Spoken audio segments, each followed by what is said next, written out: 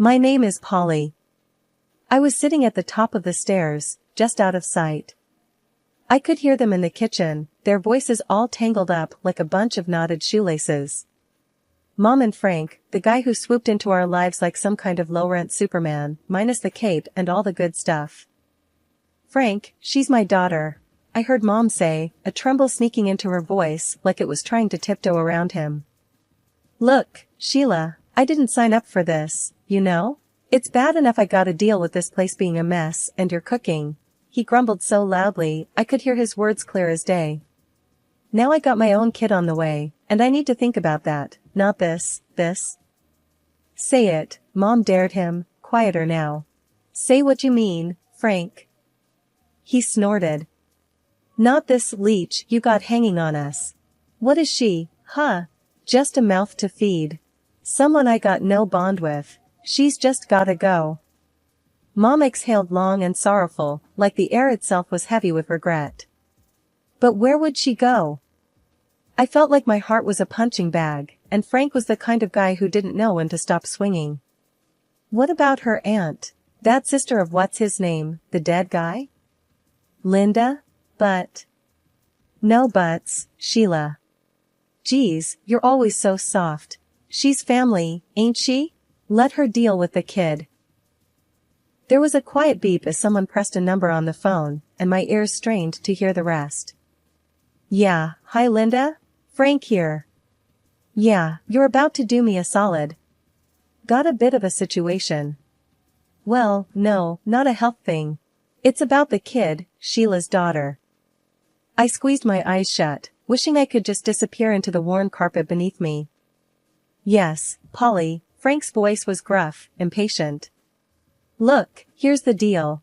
She's coming to live with you. What? Nah, don't worry about it. She's practically invisible anyway. Won't even know she's there. I heard Mom's shuffling feet, like she was pacing or fidgeting, probably wringing her hands the way she did when she was torn up about something. Linda, it's Sheila. Yes, I know. We're in a tight spot. I can't, with the baby coming. The next voice, Aunt Linda's, cut through the line, sharp and cold like the knives she used to make her overcooked roasts. Fine, I'll take her. But I'm not running a charity here, Sheila. You better keep sending checks. I could almost see Mom wincing, even from where I sat. It stung, knowing the rest of my things in that duffel bag weren't half as important as those checks to Aunt Linda. Footsteps hammered towards the stairs, and I scampered up and into my room, heartbeat thundering so hard in my chest it nearly drowned out the sounds of the looming goodbye. Mom knocked softly, as if the force of her own hand could shatter me. Honey, she started, pushing the door open, her face all twisted in a way that let you know that I'm sorry was coming before a word left her lips. You're gonna stay with Aunt Linda for a bit. I stood there, my arms tight around that duffel bag, like it was the only thing I had left in the whole sorry world. Because, maybe, it was. With a glance back at the room that had been mine, I stepped out into the dim hallway, Mom trailing behind me like a shadow I wished I could shake. I didn't even turn to look at her as I walked out the front door. It was easier that way. Standing on the porch, Aunt Linda looked me up and down as I clutched my duffel bag, each second stretching out like hours. So you're here, Polly, she finally spoke, the words flat and hard. Hi, Aunt Linda. I managed to mutter, trying to keep my voice steady. Don't just stand there, bring your stuff in. But remember, I run a tight ship. You'll follow my rules under my roof, she said, turning on her heel and heading inside. I followed her into the house, which had the warmth of an ice cube. Rule 1, no shoes in the house. Park 'em by the door. And don't you dare drag in any dirt. I keep a clean home. I nodded, slipping off my sneakers and leaving them neatly by the entrance. Rule 2, lights out by 9 on school nights. I won't have any late-night gallivanting or nonsense, she continued, ticking off her rules on her fingers as she went. Okay, I said, my voice barely above a whisper. Rule 3, don't talk back. Don't question me. Just do as you're told, quick and without fuss. Her house was like a museum, everything in its place and nothing out of line. The living room looked barely lived in. Plastic covers clung to the sofas, and I'd bet my last dollar they'd never been sat on. Aunt Linda caught my gaze and snapped, "Those are for protection, not for sitting. God help you if I catch a crease in them." I just nodded again, trying to take it all in. A few days in and it felt like I was walking on eggshells that were rigged to explode. I spent my time trying to be invisible, hoping that'd save me from her sharp tongue. One day, I slipped up. I spilled a bit of milk on the counter. Quick as I could, I wiped it up, but not quick enough. "What's this, a puddle?" Aunt Linda had appeared like a whisper, and her voice was like thunder. "Wasting food and making a mess." "I got it, Aunt Linda. It's clean now." I showed her the rag, trying to prove it was just a small spill. "You think sorry and a rag fixes everything? You think I have the time and money to waste on your clumsiness?" "No, I started, but she cut me off with a wave of her hand. Like I needed more problems. "Your mom sends you here like I got nothing better to do," she grumbled. "Even your own mom didn't want you, so why should I?" Her words hit me square in the chest. I stood there, jaw tight, swallowing the hurt because crying wouldn't change a thing. I knew arguing would only make it worse. The rules were clear, and Aunt Linda was the kind who never bent them. Not for anyone. "Sorry, won't happen again," was all I could get out. "You're right, it won't. Because if something like this happens again, we're gonna have a bigger problem, you hear me?"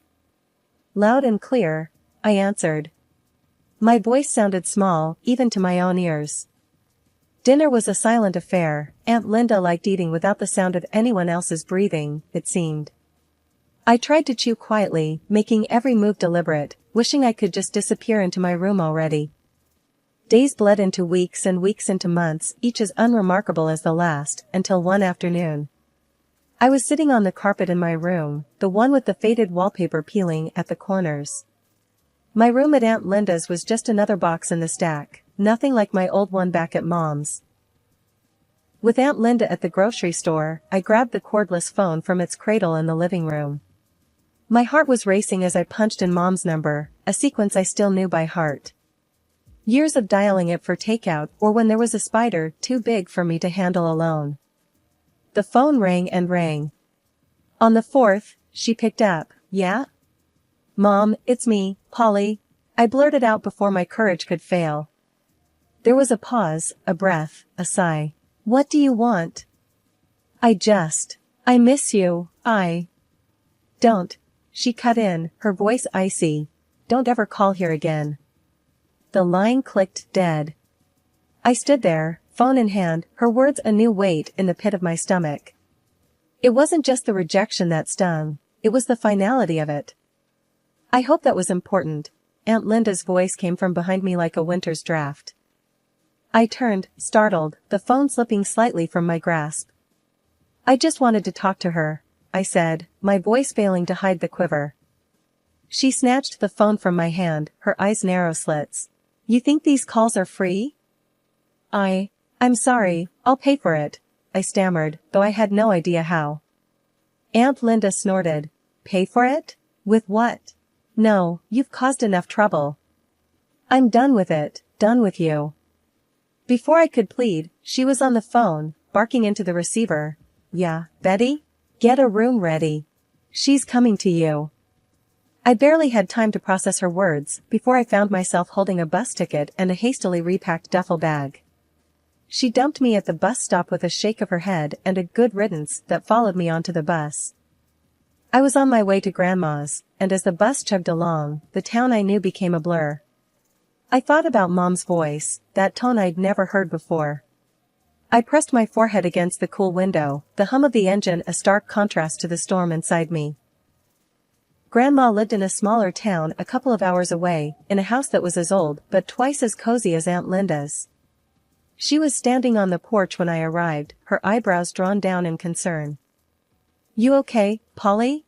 she asked as I trudged up the steps. I shook my head. "Aunt Linda sent me away. Mom doesn't want to talk to me anymore. Grandma sighed, opening her arms wide. I stepped into her hug like it was a safe haven. Families can be tough, she murmured. Come on in, I'll make you some tea. As I sank down at her kitchen table, surrounded by the comforting scent of cinnamon and apples, the warmth of the room unfreezing my fingers, I started to realize something hard. That sometimes, the idea of a parent isn't what you get. And maybe, just maybe, I had to start figuring out how to deal with that. The day I settled into Grandma's house, I could tell it was a different world. The walls were lined with pictures of plants and landscapes, unlike the museums back at Aunt Linda's place. Grandma was already in the kitchen, the heart of her home, humming a tune I didn't recognize. Gran, you need help with anything? I called out as I dragged my bag inside. Without missing a beat in her humming, she replied, Nah, just park yourself at the table. Gonna fix us some grub. Her voice was raspy from years of yelling over the noise of farm machinery back when she used to run the family's apple orchard. Now, the most noise she dealt with was the creaking of the porch swing and the clatter of her old pots and pans. As the weeks passed, I fell into step with her ways. Wake up before the sun, help with breakfast, then off to school. After school, help around the house, dinner, homework, and bed. No frills, no drama. One chilly afternoon, Grandma found me on the porch swing, the horizon painted orange and pink by the setting sun. Got something to tell ya, she said, pulling the other side of the swing down with her weight. I tightened my grip on the chains of the swing. Whatever it was, Grandma wasn't one for beating around the bush. You're not just staying here, you know. This isn't temporary. She held out some papers to me. I've gone and made it official. You're mine now, for good. I scanned the papers. Words like custody and guardianship jumped out at me. She'd done it. Why'd you do this, Gran? To me, it seemed like taking on a burden more trouble than a teenage girl was worth. 'Cause you're blood, kid. More than that. You got spirit. Remember, tenderness beneath the strength. She repeated her old saying and tapped her chest. Right here is where you've gotta be toughest. We sat quiet for a while, the swing creaking under us, the sky darkening. I let her words wrap around me like the quilts on my new bed upstairs. Thanks, Gran, I finally said. That was all. Thanks. It sounded lame even to my own ears. Well, don't thank me yet. You'll be pulling extra weeds tomorrow, make no mistake. Her tone was playful, but I knew she'd hold me to it. Sitting on the swing now, a few days after my sweet 16, I could see that Grandma's house wasn't just a haven. It was a starting line. And with her backing, I was finally ready to run my race. The morning sun hadn't even cracked the sky when Grandma kicked the bottom of my bed. Rise and shine, Doc, she barked, same as she had every morning since I started med school. I groaned, my hand searching for the alarm clock.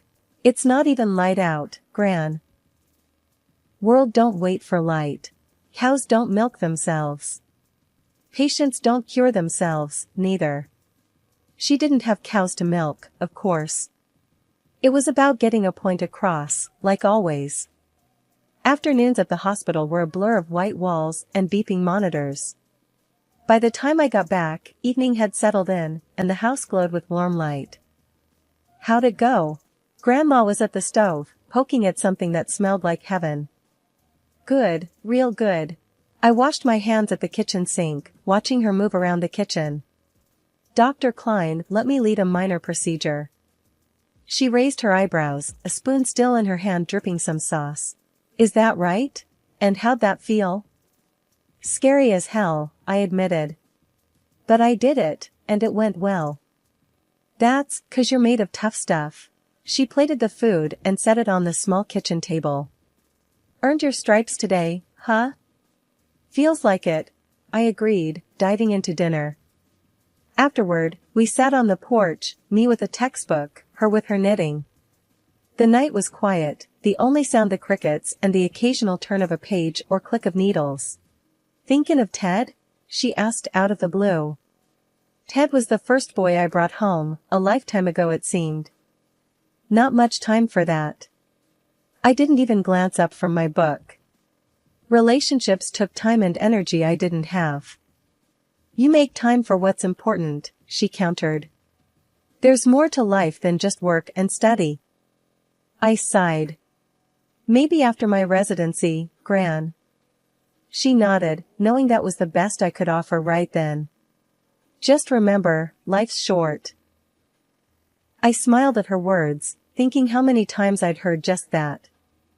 Never forget, you got more to give than just being a good doctor. Got a heart that needs sharing too. It was in this simple way that she kept my feet on the ground, reminding me there was a world outside medicine, and one day, I'd be a part of that too. We didn't talk much after that. The night wrapped around us, a blanket of peace as I pondered a future that seemed both exciting and terrifying. As the clock ticked towards tomorrow, I knew one thing for sure, whatever the future held, I'd face it head on. Just like Grandma taught me. I should have known when Gran missed breakfast for the third day straight. It's nothing, she'd said, waving off my concern. But nothing didn't leave you pale and worn out, nothing didn't whisper lies in a voice that trembled like an old barn in a storm. The news hit like a brick. It's cancer, the doctor told me, voice flat like the EKG I wished was for someone else, anyone else. You serious? I'd asked, eyes darting from the doctor to Gran, who sat there nodding like she'd known all along. As serious as it gets, Gran said. She sat up straight, no tears, just that squared chin that always meant business. The battle was short and fierce, and through it all, she'd never let me see her scared. Until one quiet morning when she finally let go of the fight, the breath slipping from her in a soft sigh, like she was slipping into a warm bath. After, the house felt empty, like someone had scooped out the middle and left me with a shell. I walked through the funeral like someone else, shaking hands, accepting hugs, hearing murmurs of "she loved you like her own." They didn't get it, not really. It wasn't like she was my own, she was my everything. After everyone had gone, I stayed back, leaning on the cool marble, staring at the casket that was too new, too shiny. Left alone, I whispered to Gran, like I used to when it was just me and her against the world. I'll make you proud, I swear. The next morning, I found myself at the hospital, the hall sterile and smelling of disinfectant. My hands were steady, my mind clear. This was where I belonged. I might have lost Gran, but I was going to save others, keep going, just like she would have wanted. In surgery, my hands didn't shake. Gran's strength lived in me. Each stitch was a promise, a testament to her legacy, a legacy of love. Love that didn't end with last breaths or in silent funeral halls. It was the love that pushed you forward when life kicked you in the teeth. The love that made you square your shoulders and face each day knowing you were never really alone. Mom always had a flair for drama, like she could smell money from miles away and come sprinting. The doorbell rang one lazy Sunday, pulling me away from medical journals and a cup of coffee. I opened the door and there they were, like some twisted version of a family reunion photo. Mom looked at me with those hawkish eyes, and before I could even get out a hello, she was in with the ask. You've got to share, it's only fair. Half is ours by rights, she said, her hand fluttering around like a bird trying to get out of a cage. Stepdad just leaned in the doorway, arms crossed, a muscle ticking in his jaw. He had that look, the one he got when he knew Mom had a great idea. Sarah hung back, not saying a word, just scrolling on her phone. I couldn't help it, a laugh just bubbled up. Oh, you? For what, exactly? Last time I checked, you kicked me out when I was 11. Mom's eyes narrowed to slits. We put a roof over your head, fed you, clothed you. That has to be worth something. Fed? Clothed? More like rations and hand-me-downs. I crossed my arms, mirroring Stepdad. I was not going to be bullied. But Gran, she said, the word almost a slur, she left you everything, and we're struggling here. Stepdad took a step forward. Listen, just give us what we deserve and we can all walk away from this peacefully. I shook my head, a mix of anger and disbelief churning in my gut. Gran didn't leave you a penny, 'cause she knew exactly what sort of people you are. Matter of fact, you remember that whole thing when I was a kid, about where I came from? Well, turns out Gran adopted me when I was a baby, so legally, I'm not even obligated to give you the time of day, let alone any inheritance. Mom went pale as a sheet, her mouth opening and closing like a fish. No. Sarah looked up then, her face confused. What's she saying, Mom? Stepdad's face transformed into a dark cloud. She's saying we're not getting a damn thing. That's right, I affirmed. You won't get anything from me. You'll regret this, Stepdad growled, a vein bulging in his neck. I stepped out, bracing myself against the frame of the door, the morning sun hot on my back. Is that a threat? I asked, my voice steelier than I felt. He squared his shoulders, but I wasn't 11 and scared anymore. It's a promise. Mom grabbed his arm, giving me a look that could curdle milk. Let's go, she hissed. I stepped back inside and closed the door, the click of the latch loud in the quiet house. Gran was gone, but she left me more than money. She left me the courage to stand up to them and the sense of worth they'd tried to take from me. Neighbors gave me the heads up with a quick call, that sort of just thought you should know ring that meant trouble. Your mom and her lot set up camp in your grandma's old house, they said, all concerned and a bit gossip hungry. That house was mine and mine alone, Grandma made sure of that. The nerve of them, thinking they could just move in and not one soul would tell me. Guys, I said, knocking on the door louder than necessary, you can't just crash here. This isn't a motel. Mom yanked the door open, a fake smile plastered on her face. Polly, we're family, she exclaimed, leaning against the doorframe like she owned the place. Stepdad loomed behind her, his look less welcoming. We're not going anywhere. This is as much ours as it is yours, he stated with that smug smirk that made my blood heat up. I clenched my fists, feeling the weight of the keys in my pocket. The house is mine, legally. You have one day to get out, or I'm calling the cops. They laughed, the kind that grates on your nerves. Yeah, sure. Call the cops on your family. That'll look great, Stepdad jeered, his arms folded across his chest. I didn't want a scene, but they left me no choice. The next morning, they were still there, lounging around as if they owned the place. That's when I made the call. When the cops rolled up, I could almost taste the sour change in the air. I stood by, arms crossed, watching through the living room window. Ma'am, sir, you need to leave the premises. Now, one officer said firmly, his hand resting near his belt. But she's my daughter, Mom tried to plead, her voice shifting to desperation. And I'm her stepdad, added Stepdad, that tick in his jaw back like a storm warning. Doesn't matter. You don't own this house and the owner wants you out, the second cop chimed in, stepping forward. They'd finally stopped laughing. I could see the realization dawning on their faces, the reality that they couldn't bulldoze their way through life anymore. I didn't budge until their car was a speck in the distance, and then turned to face the empty house. It felt like taking a deep breath after being underwater too long. It was quiet, the kind of peace that comes when a storm has passed and left clear skies in its wake. Stepping into the house, the air felt different, lighter. Grandma's voice didn't echo the way it did before, now it was in my own head, words that came like a bomb, soothing over years of scars. With each step, I started to reclaim the space.